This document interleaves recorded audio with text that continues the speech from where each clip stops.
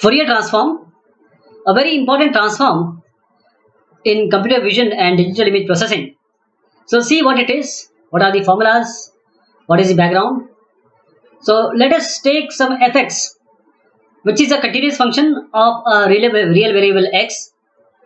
Now Fourier says that any signal or any continuous function in the time domain is composed of or can be represented in the form of frequencies. So this time domain or a signal contains various numbers of frequencies.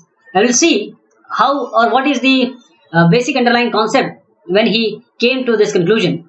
The Fourier transform of fx, this is our continuous function, is denoted by this symbol, and we'll write it as capital Fu, which is from minus infinity to infinity. Fx, see this one is very important, e to the power minus j 2 pi ux. This is the main key idea of him understanding that any fx can be represented or it consists of various number of frequencies, those frequencies which are orthogonal to each other. So this integration in terms of dx, it will give us many frequencies, and where this j is nothing but, because we are talking about the complex region, so j, or you can also write I if you are comfortable with I, that is I or j equal to under root minus 1, or I square is equal to minus 1. The most important thing is, let us talk in reverse, that we have number of frequencies, say this frequency, or this frequency. Now we combine them and we can get the original signal back. So inverse Fourier transform says that when we apply inverse to the Fu, that is the U is the frequency here, U is the frequency here, frequency components here. So U is the frequency, Fu, the Fourier of the transform of the fx signal, if it is subjected to minus infinity to infinity, Fu is subjected to e to the power, now here we have not minus but plus, please see that it is plus. So e to the power plus j 2 pi ux du, this says that now you can get the signal back. This is IFT. So these two are, or the equations, these two equations are known as the Fourier transform pair, and it exists if fx is continuous right now and integrable, and fu is also integrable, and the function is periodic.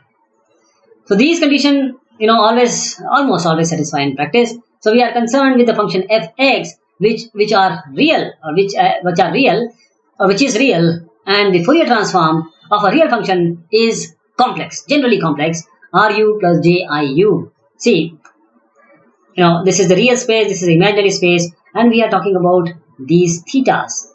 From where it has come? It has come from the Euler relationship. Euler says e to the power I theta is cos theta plus I sin theta.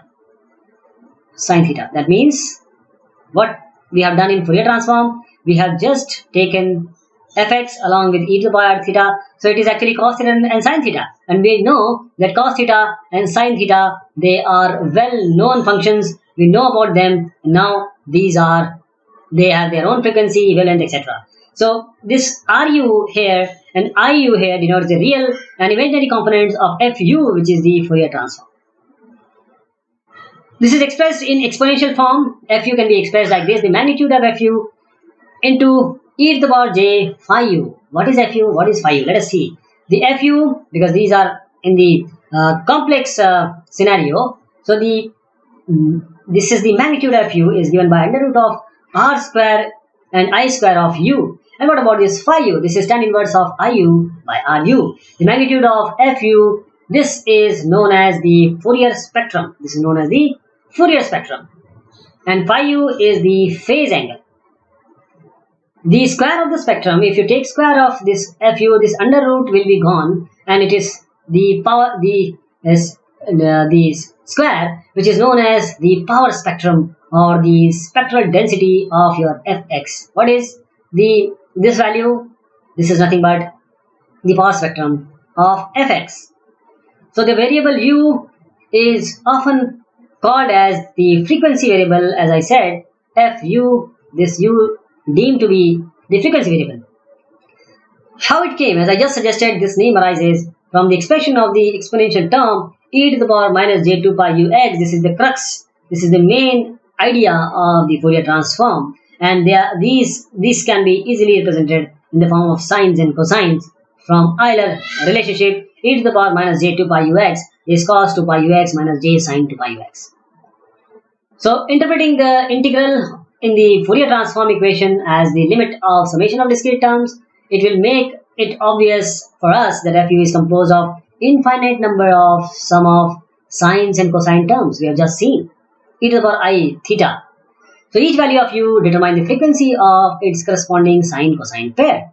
Every time for each value of x in fx, we get a peculiar or a corresponding cosine sine pair frequency. Let us take an example to understand it more. The Fourier transform of a simple function. This is a simple function. It is a straight function, means a constant function. You have amplitude a and it varies from 0 to x. So it varies from 0 to x and the value is a. Let us see. This is minus, we know the expression of Fourier transform we have just seen. It is from minus infinity to infinity. This is fx e to the power minus j 2 pi ux dx. This is how we find the Fourier transform. Now, we know this particular function we are talking about, it varies from 0 to x. So we take 0 to x, capital X. And what is this fx? This is nothing but a. So we place it a. And now a is constant. We'll take it out. And we'll perform the integration. What is the integration? E to the power minus I theta. It is nothing but e to the power minus I theta minus of theta. I theta. So what is this? This has come here, I theta. Minus sin has come here. And what was e to the minus I theta? This will remain like this. So now we have got the integral of this function. This is what? And we are now employing the limit 0 to x. So 0 to x employed. This is the final version. We take e to the power minus j pi ux from these common.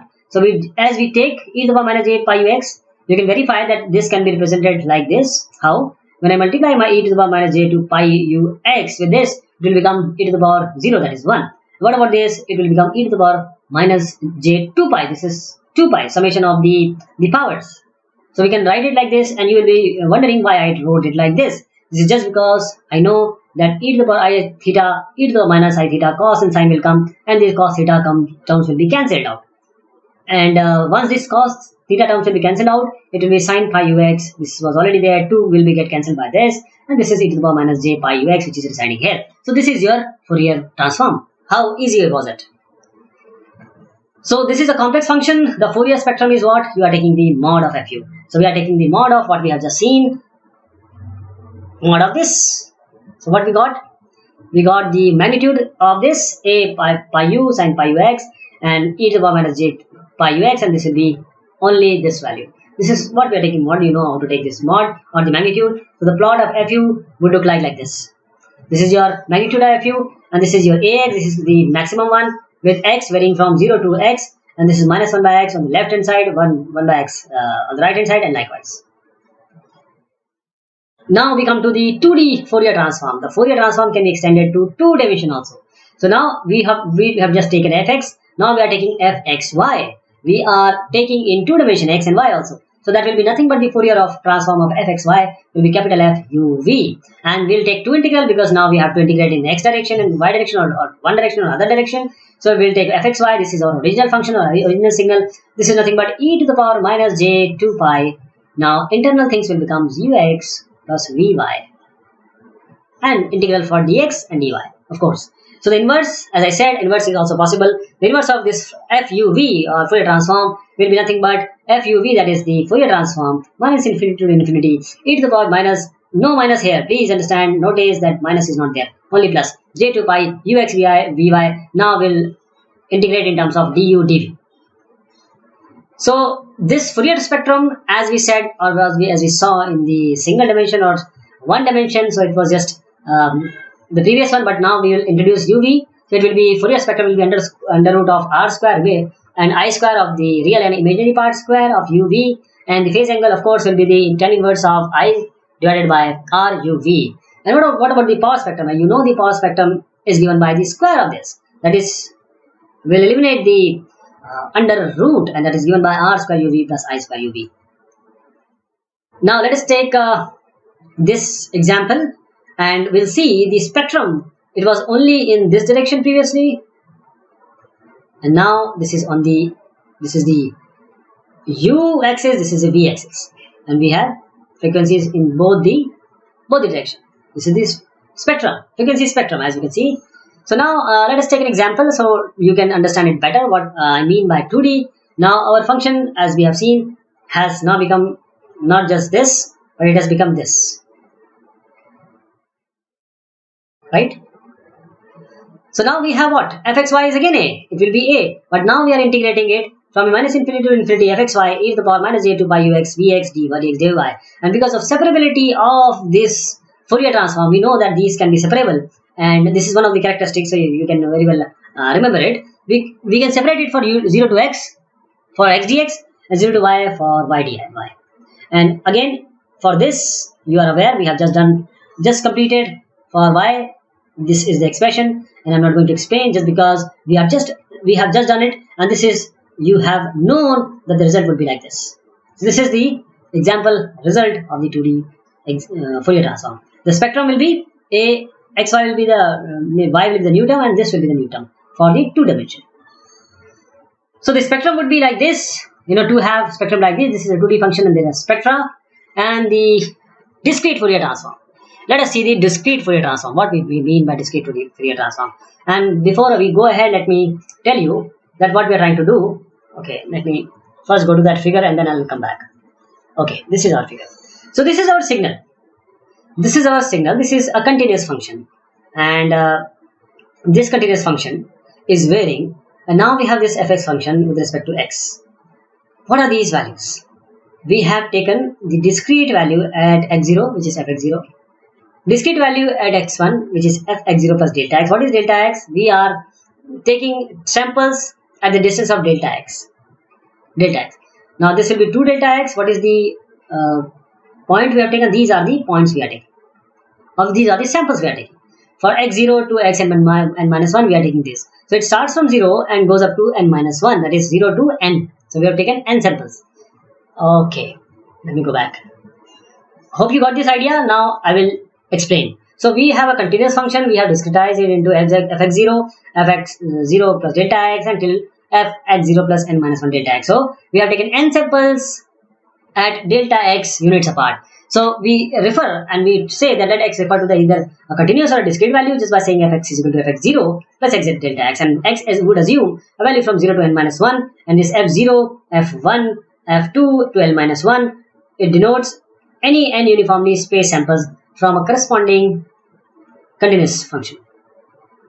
So this we have already seen now, and the discrete Fourier transform, the expression would be, please understand, because we are taking n samples, so it will be 1 by n sigma 0 to n minus 1. How many samples are there? N. So we have to integrate or take summation from 0 to n minus 1. We are not integrating. Why we are taking summation? Because we are not integrating. It is not a continuous values. These are discrete values. So we will be taking the sigma addition. This is fx e to the power minus j2 pi ux by n, and u varies from 0 to n minus 1. The discrete inverse Fourier transform will be given by no 1 by n here. Please understand, no 1 by n here, and minus n is changed to plus, fx is changed to fu, rest all remains same.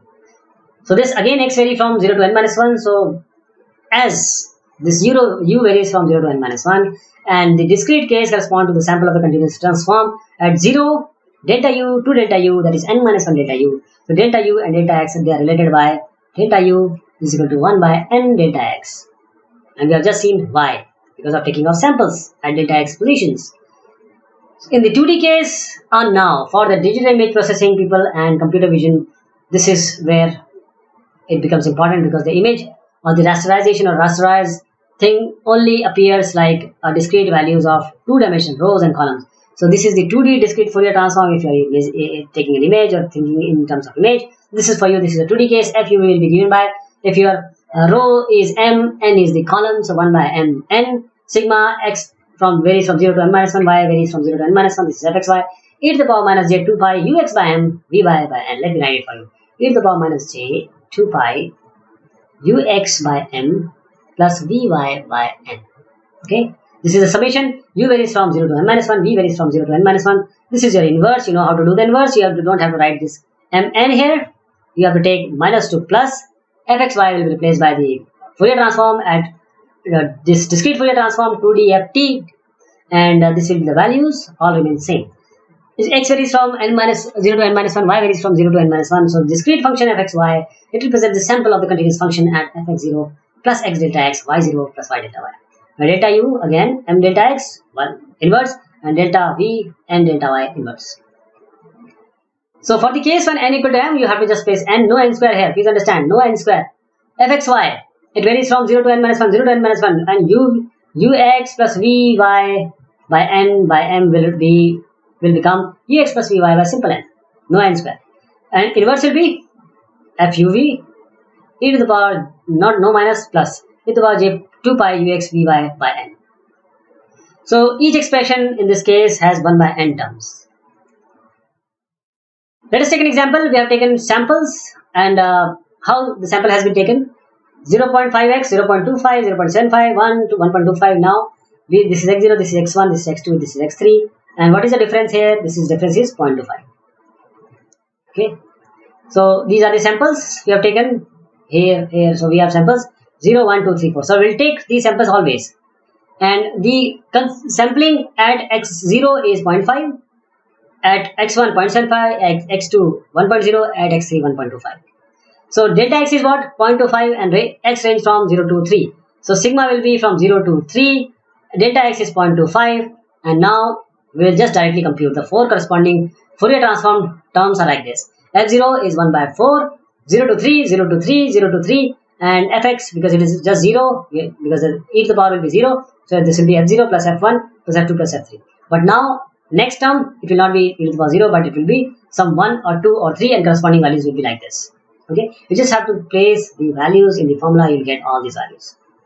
So the Fourier spectrum f0, because it has no imaginary part, it will be just 3.25, while f1 will be what? f1 is, this is 2 by 4 and 1 by 4. The real part is 2 by 4, imaginary part is 1 by 4. So we directly use 1 by 4 and 2 by 4 square, and this is our f1, f2, f3 likewise. I hope you'll be able to understand, and I will encourage you to write it and do it by yourself. The dynamic range of the Fourier spectra is generally higher than it can displace. Why I'm talking? Because I'm going to show you it in an example, not physically, but in terms of these images only. The MATLAB example. So Fourier spectra is having a higher dynamic range. So we have to use some display function to make it inside year 0 to 255.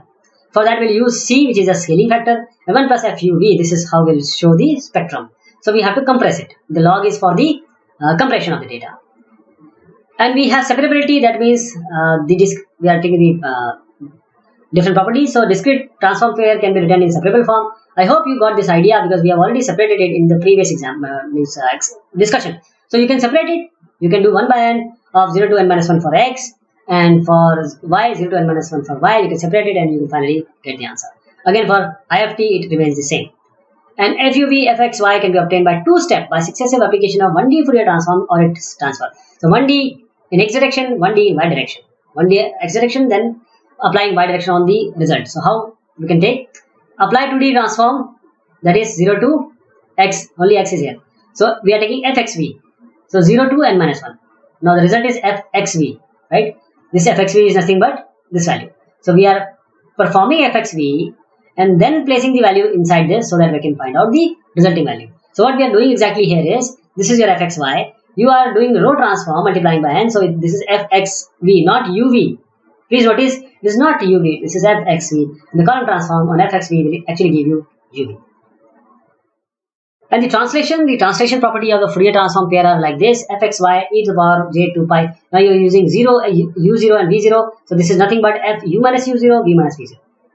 And about fx minus x0, y minus y0, this is nothing but fuv x0, y0, about the inverse. So where this double arrow indicates a correspondence between the function and its Fourier transform. So just multiply fxy by the exponential and taking the transform result in a shift of the origin of the frequency plane to points uv. So we can shift just by multiplying fxy by the exponential and taking the transform result, taking this shift of the origin to u0, v0. So for this purpose, if this is your screen, no, you want that, I don't want my spectrum to be here, I want my spectrum to be here. That we will use in our MATLAB example. That is why u0, v0 can be taken n by 2. And what is n by 2? Just place the value, you will find e to the power j pi x plus y. And what you will get? Minus 1 to the power x plus y. So this says that if you multiply minus 1 plus minus 1 to the power x plus y, it is going to translate. So fx into minus 1 to the power x plus y will translate the Fourier to n by 2, n by 2. That is the middle of the screen, or you can say middle of the area of region. So the origin of the Fourier transform of fxy can be moved to the center of the corresponding n by n simply by multiplying fxy by minus 1 to the power x plus y before taking the transform. So this does not at all affect the magnitude of the Fourier transform. So this is the MATLAB example. We have created a data. Now we are performing a translation shift. Minus 1 to the power x plus y we are multiplying. And then, because we know that there is nothing called DFT. DFT is just an idea or an explanation. Actual algorithm is fast Fourier transform. Fast Fourier transform was developed by Gauss in 1800, but it was recognized only when Cooley and Tukey presented in 1964. Cooley and Tukey, they were responsible for the fast Fourier transform. Why fast Fourier transform? Because for the DFT, if it is implemented, it will take order of n square. That will take a very long time. But FFT, it takes only n log n time. Because of taking the property of conjugate, symmetry, and separability, all these periodicity, it has been shown by Cooley and Tukey that they can make a butterfly diagram just making the multiplication equivalent to the addition. So that is how they have received or they have achieved this FFT. Now we are applying this FFT. So MATLAB or any other image processing aspect will only take FFT. There is no called DFT. That is fast Fourier transform. And FFT is nothing. It is an algorithm. DFT is a concept. FFT is the algorithm fast Fourier transform for this implementing DFT. So we are taking the Fourier spectrum here. We are constructing the scaling factor. So we have to multiply it by log, and now we are plotting. So these are the result. This is the example image and complete scale Fourier transform spectrum plot here. And now we have example image and partial and scale Fourier spectrum plot, which is shifted to this region. So I hope you got now a basic idea of Fourier transform. Thank you so much. Take care.